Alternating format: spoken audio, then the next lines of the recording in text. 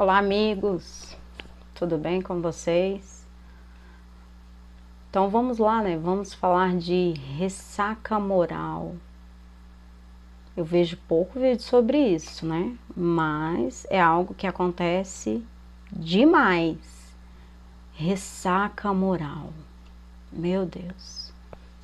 Tem gente que dá uma ressaquinha moral ali, né? Toma umas, faz umas coisas, e no outro dia todo mundo fica olhando com aquela cara de assustado, você com aquela sensação assim que, meu Deus, o que que eu fiz, o que que eu disse?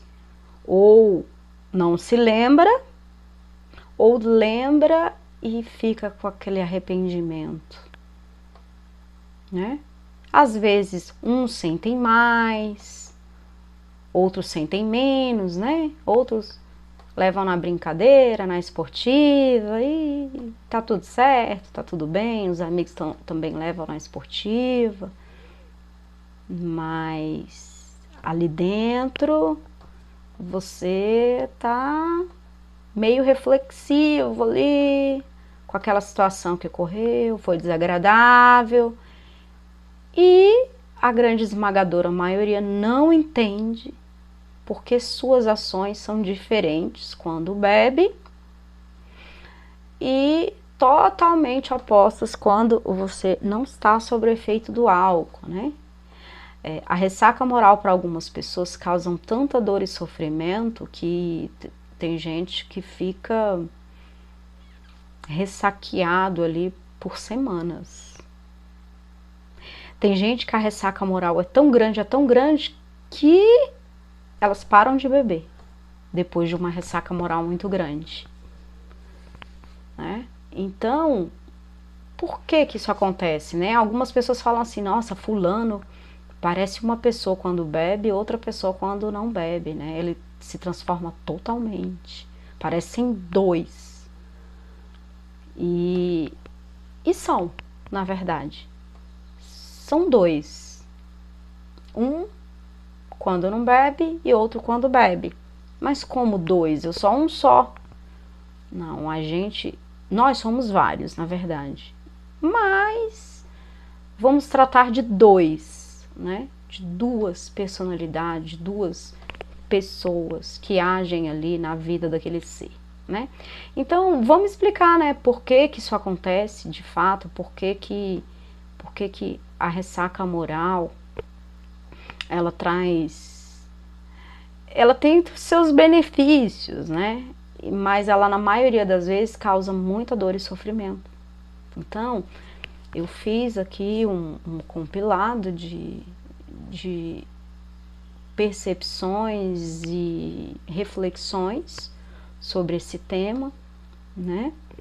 E espero que eu consiga clarear a mente e o caminho de quem procura entender esse processo e por que isso acontece, tá bom? Então, vamos lá, né? Vamos botar o 4 oi aqui, porque senão eu não enxergo. Então, vamos lá, né? Bom, gente, olha só. Eu vou trazer algumas informações aqui, talvez seja desconhecido da grande maioria, tá? Então, a nossa natureza é tríplice. O ser humano, ele é como se ele tivesse 3 cérebros. Então, nós temos o nosso campo mental, o nosso campo emocional e o nosso campo do movimento. Cada um deles é como se são 3 centros de forças, tá? E cada um deles é como se fosse um cérebro. Meio que hoje na estrutura e no estado atual de consciência que nós estamos, eles trabalham meio que de forma separados e desgovernados. Eles não se conversam, não falam a mesma língua. O do movimento e o do sentimento, eles são muito amigos, mas o do pensamento, ele quase que não tem, sabe? Ele é como se ele fosse um Zé Ninguém, um excluído ali. e você vai entender por quê, né? Então tá, então a gente tem esses campos aqui, ó, campo mental, sentimental e o da ação, tá? Quando a gente nasce, eu tô explicando para você o beabá, para você entender lá o porquê que a gente age quando bebe de um jeito e age quando não bebe de outro jeito. Então, beleza. Quando a gente nasce como uma folha em branco, tá? Como um papelzinho em branco. Então, esse papelzinho em branco, deixa eu ver se eu acho aqui, ele vai sendo gravado na vida dele, as impressões. Então, você vai gravar impressões de crenças que você vai receber sobre algo do seu pai, da sua mãe. Então, vai formando ali uma cadeia, que a gente chama de sistema de crenças ou paradigma, né? Então, esse sistema de crenças, né? Você vai viver alguns traumas, né? Algo que você vai ver o seu pai fazer com a sua mãe, o seu tio ou alguém, você vai escutar, você vai ver e vai causar muito impacto. Porque quando nós somos criança, a gente é muito medroso, porque a gente é muito imaturo, né? Bobinho, a gente acredita no velho do saco, a gente acredita em Papai Noel, quando a gente descobre que o Papai Noel não existe, a gente chora. E aí, depois que passou aquele trauma, a gente vai percebendo que era uma bobagem, né? Como eu acreditei em Papai Noel, a gente ri da gente mesmo, né? Então, quando nós somos crianças, muita coisa vai sendo escrita nessa folhinha em branco. Geralmente, o que a gente tem nessa folhinha em branco, quase nada é nosso. Nosso mesmo, aquilo que a gente escolheu. A maioria esmagadora são coisas que a gente recebeu dos pais, dos tios, nas escolas, dos amigos, no nosso meio, tá? Beleza, aí a gente vai para a vida. Então, o nosso corpo físico vai se desenvolvendo, o nosso campo emocional vai se desenvolvendo, é o segundo a começar a se desenvolver. Aí lá pela adolescência a gente fica rebelde e não sei o que, ppp e tal, e o campo emocional tá muito à flor da pele, a gente começa a se apaixonar, a gente quer fugir com o amorzinho da vida da gente, a gente briga com os pais, com 12 anos de idade, quer casar, quer formar família, se você não deixar eu vou fugir, aquele boom de emoções, né, que a gente sente. E aí o nosso corpo mental, ou o nosso campo mental, vai se desenvolvendo em meio àquela loucura toda, né, aquela confusão, né? Aquele sobe e desce, e aí a gente vai começando a desenvolver o nosso campo mental. Aí a gente para de acreditar no Papai Noel, no Homem do Saco, aí a gente começa a ver que aquele amor da vida da gente aos 12 anos de idade, nossa, não era nada daquilo.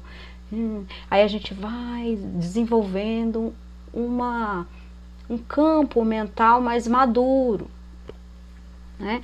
Então, esse campo mental mais maduro, ele vai começar a ter ideias diferentes, mais maduras, do que as ideias que foram impressas lá atrás, quando éramos crianças. Uma ideia sobre algo, por exemplo, em relacionamento.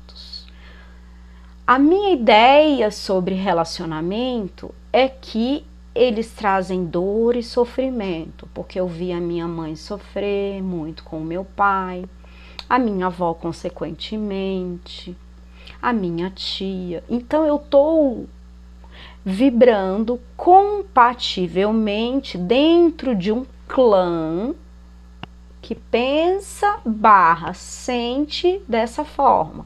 Então, o meu campo, consequentemente, vai vibrar nessa mesma frequência, tendo essa mesma crença / sentimento.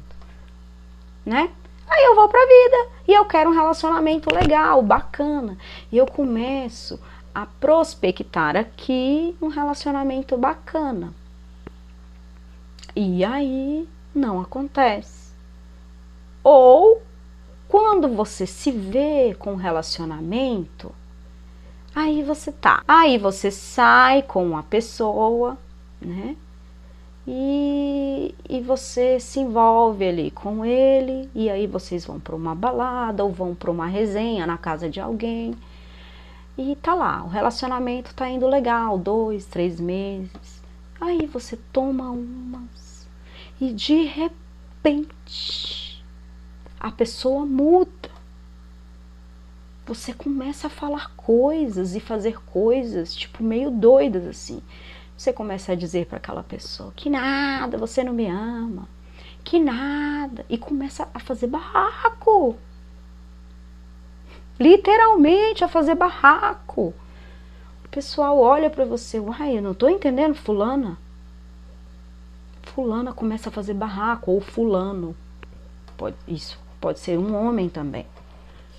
E aí, por quê? Porque a tua mente consciente ficou vulnerável e o teu fator crítico baixou.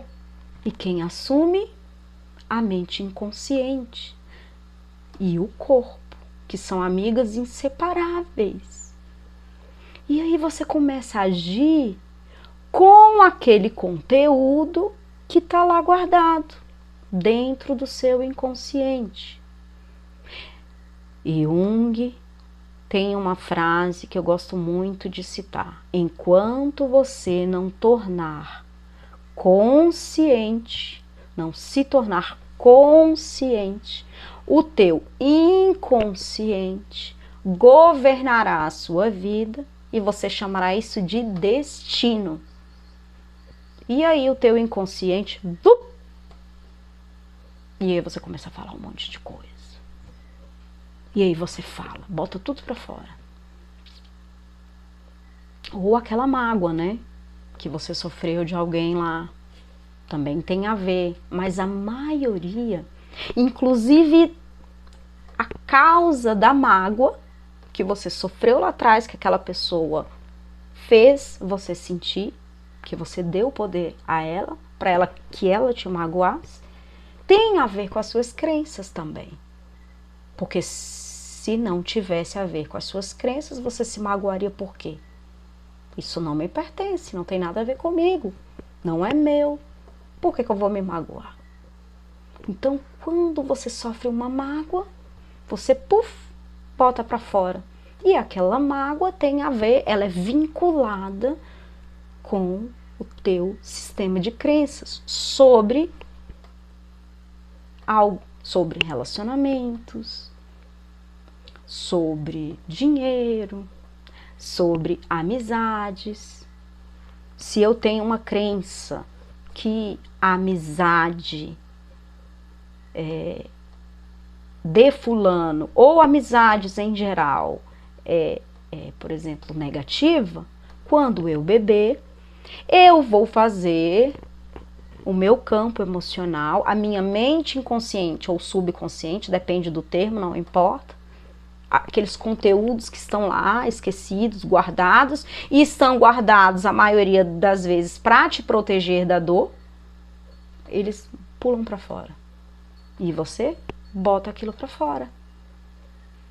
Porque o teu fator crítico, a tua máscara literalmente cai. A máscara que eu falo não é uma máscara de forma pejorativa, no sentido de que você é falso. Não, a máscara é aquela persona, né? Persona que Freud, que Jung fala, a personalidade, a persona, aquele papel que você veste para andar no meio da sociedade. Então, como eu devo me comportar, como eu devo falar, as minhas visões, o politicamente correto, socialmente moral, aquela persona. Aí, quando você bebe, aquela máscara da persona, ela cai. e vem para fora quem de fato você é. Aquilo que você sente e vê com relação a determinadas coisas. Já viu aquelas pessoas que bebem e se tornam racistas, ou gordofóbicas, ou machistas? É quem realmente aquela pessoa é e o que ela pensa. Essa máscara, ela não é totalmente negativa. Por exemplo, essa máscara não, essa sombra, que Jung chamava isso de sombra, que vem para... Por que ela é uma sombra? Porque ela tá lá guardadinha. São os nossos conteúdos internos, a nossa mente inconsciente ou subconsciente. Então Jung chamava isso de sombra. Você já viu que tem pessoas que bebem e ficam muito pegajosas, ela é carrancuda e de repente ela se torna amorosa demais, começa a beijar, abraçar, fala eu te amo. Tem pessoas que ficam inconvenientes, começam a fazer coisinhas que são os nossos conteúdos internos, né? São as nossas sombras que vêm para fora. E aí você não entende. Meu Deus, mas eu não sou isso. Você não é isso aqui. Com o teu pensamento de hoje, maduro, aquilo que você quer, aquela personalidade que você quer formar, com uma consciência mais madura, com uma perspectiva melhor de vida, com o politicamente correto, aquilo que é socialmente moral, com virtudes que você quer alcançar hoje. Mas é aquilo que você consegue ser na sua essência. Aquilo lá que se revela é quem você é quando a última porta se fecha e ninguém tá te vendo. É você. Aquilo. Se você não encarar isso de forma humilde e com um coração aquebrantado, como dizem, de mudar, de querer mudar isso, você não vai conseguir resolver esses problemas que acontecem toda vez que você bebe. Aí o que você vai fazer? A primeira opção, não vou beber, porque a bebida traz desgraça. Não é isso que as pessoas falam? A bebida traz desgraça. Eu não estou aqui fazendo apologia à bebida, tá? Eu estou dizendo que não é a coisa, mas quem usa a coisa. Por exemplo, uma faca. Se você coloca uma faca na mão de um açougueiro, ele vai fazer coisas maravilhosas com aquela faca. Ele vai te entregar um produto perfeito. Mas se você colocar uma faca na mão de um assassino, vai ter problemas. Então, o problema é a faca ou quem usa a faca?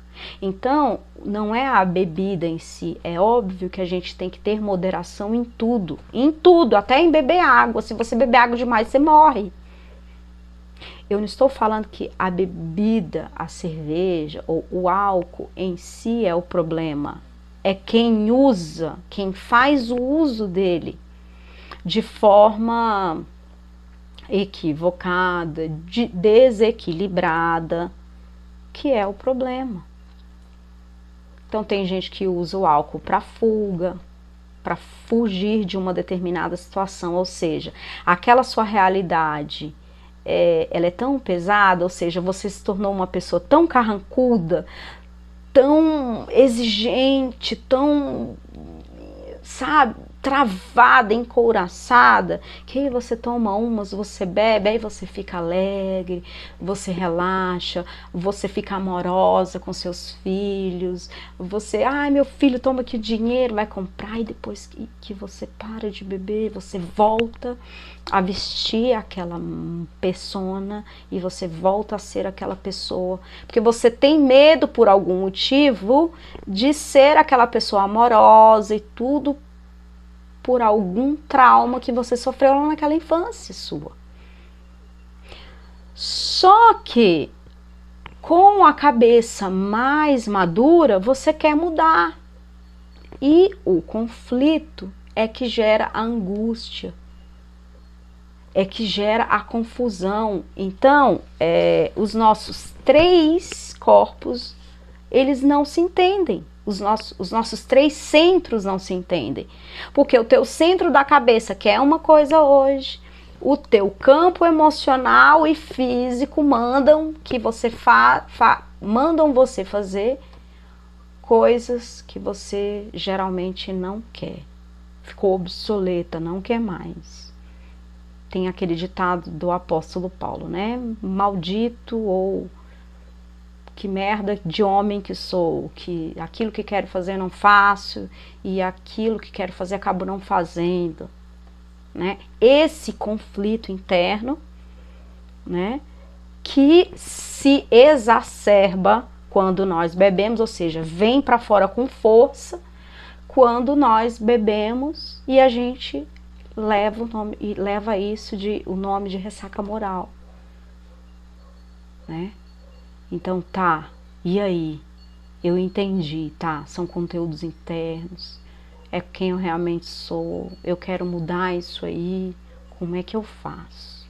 Primeiro você tem que ter a humildade de reconhecer que essa pessoa é quem você é. E o que você quer mudar dentro de si. Colocar os 3 centros para se equilibrarem, isso não é fácil, é um processo que demanda tempo, demanda foco, demanda esforço e demanda mais do que tudo vontade. Tá? Uma vontade muito grande de sair fora disso, uma vontade muito grande de mudar. Uma dor aqui, um esgotamento, sabe? Um esgotamento de que aquilo que está vindo não é de fato aquilo que você quer, que o que você quer hoje não é mais o que roda aqui, e o que você quer hoje é outra situação. Porque aquilo que você tem vivido hoje são somente, é como se você vivesse no automático, você só está reagindo a crenças que foram colocadas lá e o programa está rodando, sabe? Está rodando e você vai e volta, dentro do mesmo círculo que se retro e autoalimenta. Vai e volta, os mesmos problemas, as mesmas situações, mesmo isso, mesmo aquilo, e você quer e não consegue sair disso. Então, como você muda isso? Aí o pessoal fala assim, nossa, a bebida, a bebida. A bebida até tem ajudado você. Olha o lado bom da coisa, quer dizer, não precisa também cair na cachaça, porque agora eu vou cair na cachaça para trazer os meus conteúdos inconscientes. Não, mas, gente, a percepção de mundo que a gente tem é o grande problema. É a nossa percepção que está rodando aqui no automático de mundo. Então, uma personalidade formatada a perceber como dor e sofrimento essas determinadas situações é que tem... É o grande problema da pessoa, é a percepção. Nós estamos aqui numa jornada. Nós estamos aqui com finalidade de equilíbrio, de desenvolver a nossa capacidade mental, emocional, para equilibrar. Por isso que o campo emocional vem primeiro e o mental vem depois. Por quê? Porque é na vontade, é tornar-se consciente e não automaticamente, mas de forma consciente, ser o verdadeiro criador da própria história e não viver como criatura criada e andando pela vida, esbarrando em coisas e chamando isso de destino. Não, eu quero ser o autor da minha própria história. Eu quero que a minha vida seja assim. Se eu quero que a minha vida seja assim, o meu sentimento tem que ser compatível com isso, o meu campo emocional. E só então o meu agir passa a ser. Porque só através desses dois centros, falando a mesma língua, que o teu corpo e a tua ação será simultaneamente igual. Então, como que eu faço isso? A primeira coisa é tornar-se uma pessoa consciente. Consciente daquilo que está aqui dentro, do programa que tem rodado aqui, do teu paradigma, do teu sistema de crenças. O que eu penso sobre isso? Por que toda vez que eu me relaciono, acontece isso? Porque toda vez que eu tenho um dinheiro, ele some da minha mão. Por que eu fico doente sempre? Por que... Então, esses conteúdos internos, a gente tem que estar consciente disso. E só através de um autoestudo sobre você mesmo, de uma autoobservação sobre o que eu penso / sinto sobre determinados assuntos, é que vai fazer eu começar a perceber, olha só, a redundância, a perceber, a percepção que eu tenho sobre esses assuntos. Porque a minha percepção sobre esses assuntos é que comanda a minha vida.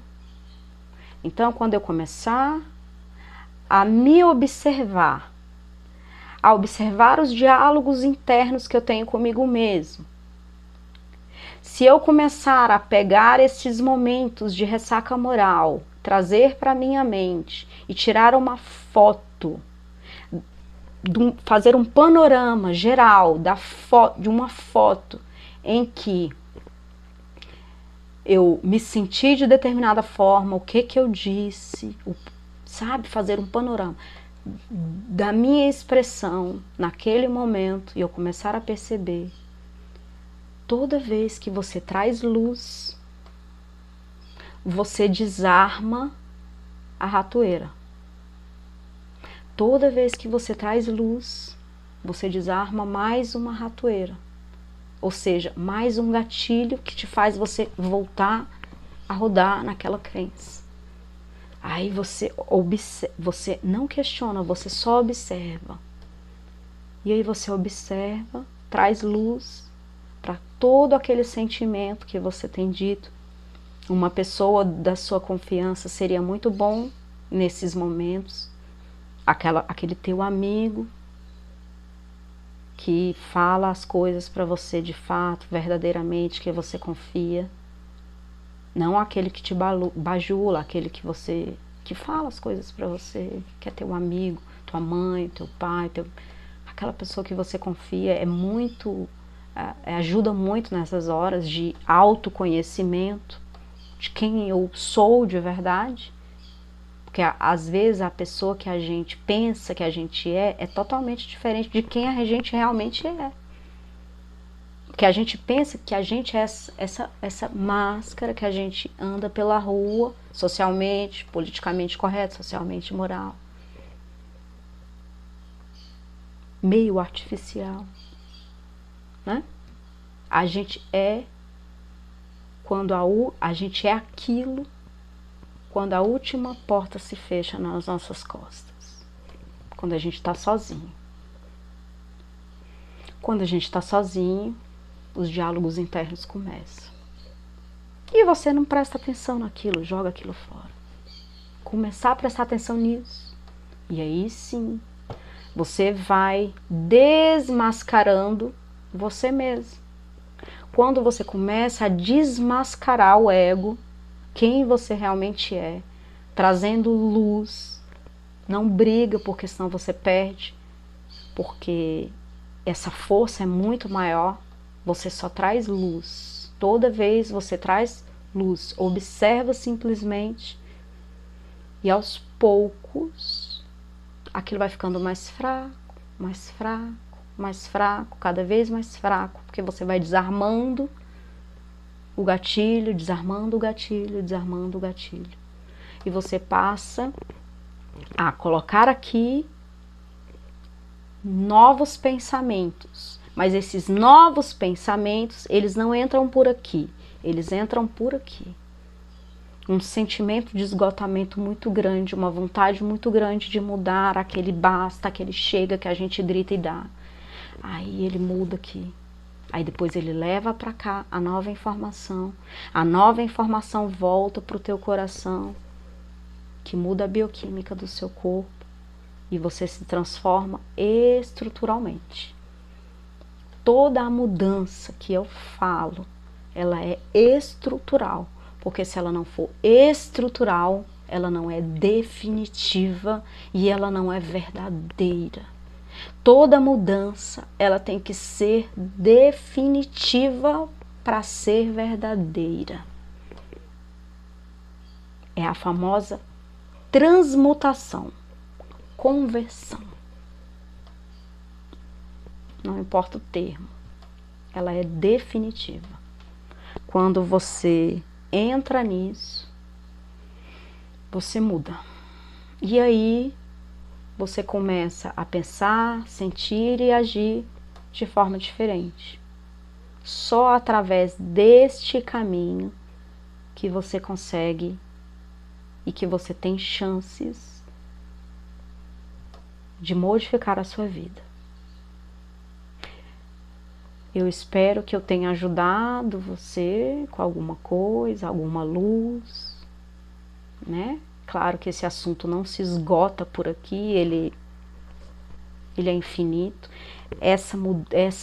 Esse autoestudo, essa autoobservação, ela não acontece do dia para a noite, ela exige muita vontade, ela exige fé, ela exige esperança, exige amor por si próprio, em primeiro lugar. E aí o resto acontece. Não é uma coisa que acontece do dia para a noite. É um trabalho para uma vida toda. Né? Mas é por aí o caminho. Você só termina uma pós-graduação ou uma faculdade quando você entra no pré. Se você não entrar no pré-escola, você não termina uma faculdade.